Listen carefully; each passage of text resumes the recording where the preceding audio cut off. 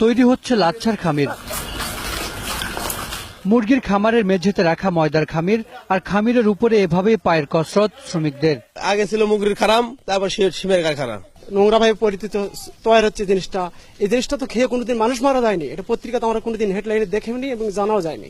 নোংরা মেঝেতে ময়লাযুক্ত পা, তার সঙ্গে পুরো শরীরের ঘাম, সব মিলেমিশে একাকার। এগুলো ঘাম মানুষকে খাওয়াচ্ছেন।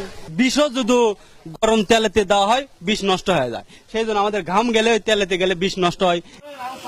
বগুড়ার কাহালুতে বৈধ অবৈধ প্রায় ৩০০ কারখানায় এভাবেই তৈরি হয় খামির। অনেক কারখানায় ক্যামেরা দেখে দৌড়ে পালায় শ্রমিকরা। পরে ময়দামাখা পা নিয়ে পুরো কারখানা ঘোরাফেরা করে আবার এসে খামিরের উপর শুরু হয় পায়ের কসরত। এরপর ডান বাম হাতের ঘষা মাজায় তৈরি হয় ময়লার ফুটবল, আর তা নিয়েই খেলাধুলা মাছিদের। এই দেখছেন তেলাপোকা, এবং এই তেলাপোকার আবাস এই জায়গাটিতে, এই আবাস ভূমির মধ্যেই এখানে কিন্তু বগুড়ার ইসলামিয়া সেমাই তৈরির কারখানার যে খামির, সেগুলো এখানে স্তূপ করে রাখা হয়েছে। বগুড়ার আরেকটি সেমাই কারখানা, খামির তৈরির মেশিনে পানির সঙ্গে মেশানো হচ্ছে বিষাক্ত রং।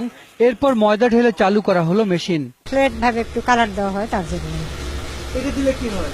সৌন্দর্য পাটি আকর্ষণ হয় আর কি। লাচ্চা ভাজা হয় ক্ষতিকর পাম তেলে, আর একই তেল ব্যবহার করা হয় বারবার। আজকে তেল দিলে আজকে দিলে তেল নষ্ট হয় না, তো এই তেলটা তো আপনি আবার কালকে তেল ঢালবে কালকে বাজাবে। লাচ্চা সেমাইয়ের এই যখন অবস্থা, তখন নিরাপদ নয় সাদা সেমাইও। কোম্পানির নাম কি? কোম্পানি রাখলে নাম নাই তো।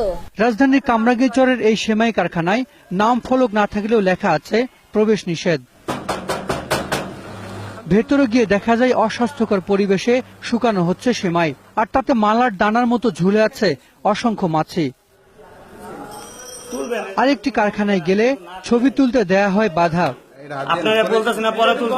এসব লাচ্চা সেমাই সারা দেশে বিক্রি হলেও এগুলো খান না স্থানীয়রা। কেন খান না?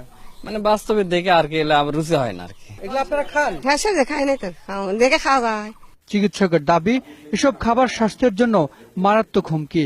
লিভার, কিডনি, হার্ট, ফুসফুস এবং অস্থিমজ্জা, বোন মেরু, এই 5টা অর্গান ক্ষতিগ্রস্ত হচ্ছে আমার এই ইসের জন্য, বেতন খাবারের জন্য।